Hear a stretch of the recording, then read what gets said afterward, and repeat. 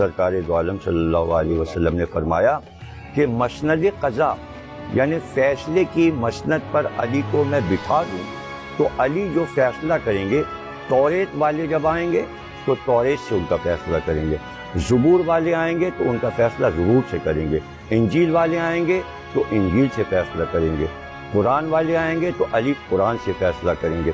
یعنی اپنی آپ مثال جو سرکار میں موجود ہے صفت عدل کی، جو پروردگار سے عدل ملا ہے، اس کو آپ بتا رہے ہیں کہ میری تربیت علی کی جو ہے، اس طرح علی نے علم مجھ سے لیا ہے کہ کسی کے ساتھ علی بے انصافی نہیں کریں گے۔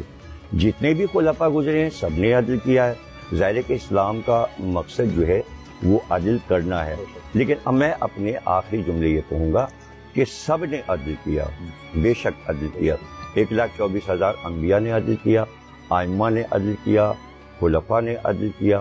حضرت علی کا عدل مشہور ہے کہ کئی کتابیں لکھ دی گئیں کہ آپ کے فیصلے عدالت میں مثال میں دیے جاتے ہیں، جس میں میں ایک بات یہ کہنا چاہوں گا قارئین کو بھی، ناظرین کو بھی اور اپنے احباب کو بھی جو یہاں تشریف فرمائیں، کہ پاکستان کی 70 سالہ تاریخ میں میرے پاس نوٹنگ کے ساتھ سارے وہ فیصلے رکھے ہوئے ہیں میرے کتب خانے میں، جو یہاں کے جسٹس یعنی جسٹس سجاد تک کے جو فیصلے ہیں، اور اس سے پہلے ذوالفقار علی بھٹو والے جو فیصلے تھے ان ججوں کے، ہر جج 70 سال کی تاریخ میں حضرت علی کا صرف ایک واقعہ عدلیہ کا پڑتا ہے، اور وہ جناب قاضی کے یہاں آنا۔ اس کے علاوہ ججز کو پتہ ہی نہیں کہ حضرت علی کا کوئی انصاف کا واقعہ، بس یہی ایک جج کہتا ہے وہ عیسائی تھا، دوسرا جج کہتا ہے وہ یہودی تھا۔ ایک جج کے فیصلے میں آپ کو دکھاؤں کہ یہی واقعہ وہ پڑھ رہا ہے تو کہہ رہا ہے حضرت علی نے تو نیت کی تھی کہ اس کو وہ دے دیں گے، وہ کہتا ہے، ایک کہتا ہے زرا، اور ایک جج کہتا ہے کہ نہیں وہ زرا نہیں، وہ زین تھی، اور وہ حضرت علی کا سائز تھا اور گھوڑے کو دیکھتا تھا اور وہ زین چرا لے گیا۔ حضرت علی نے اسی دن طے کیا تھا کہ میں یہ زین اس کو دے دوں گا۔ یہ بات بھی عدالت میں آپ نے کہی۔ اب اس کے بعد یہ کہا جاتا ہے کہ حضرت علی قاضی سے بات کر رہے ہیں، یعنی قاضی عدلیہ زیادہ جانتا ہے قرآن اور علی نہیں جانتے، کہ وہ گواہ مانگ رہا ہے علی سے، اور علی کو یہ نہیں پتا کہ اسلام میں بچہ گواہی بیٹا دیتا ہے یا نہیں دیتا، غلام گواہ، علی کو پتہ ہی نہیں تھی یہ بات۔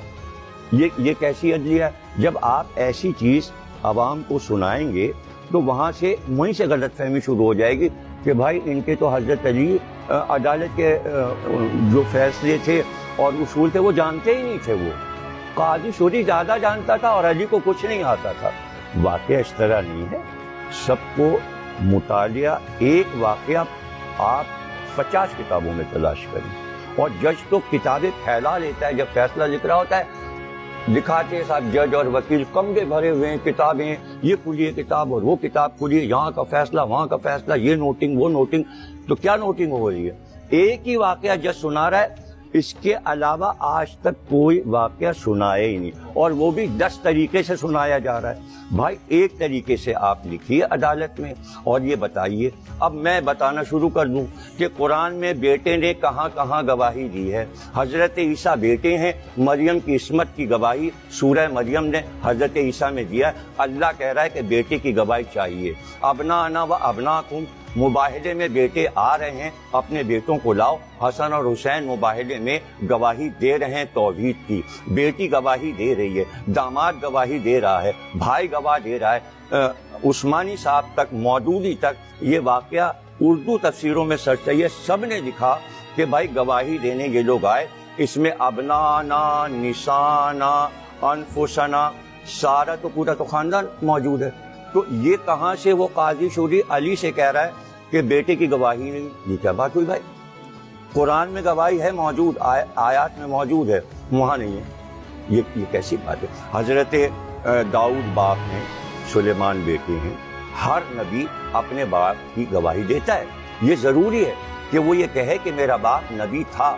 ایک ہی بیٹا ہوتا ہے جو گواہی دیتا ہے۔ اسماعیل حضرت ابراہیم کی گواہی دیں گے، قرآن میں موجود ہے۔ جناب اسحاق ابراہیم کی گواہی دیں گے۔ جناب نوح کا بیٹا جناب نوح سام ہو یا یافس ہو یا عام ہو. اس کے بعد آگے بڑھیے, جناب یحییٰ جناب زکریہ کی گواہی دیں گے, قرآن میں موجود ہے. تو یہ زبانی ایک دوسرے سے سنا اور وہ چلے جا رہا ہے. بھائی کتاب کو اٹھا کے دیکھ لو کہ اصل معاملہ, اصل واقعہ کیا ہے.